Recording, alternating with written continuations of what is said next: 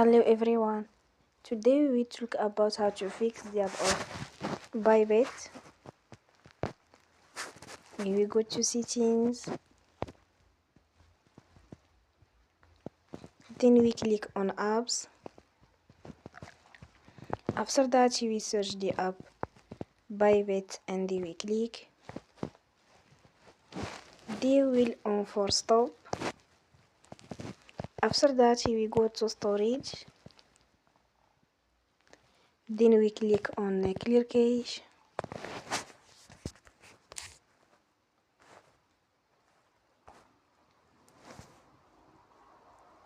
In the end, you will turn off your Wi-Fi and you will turn again.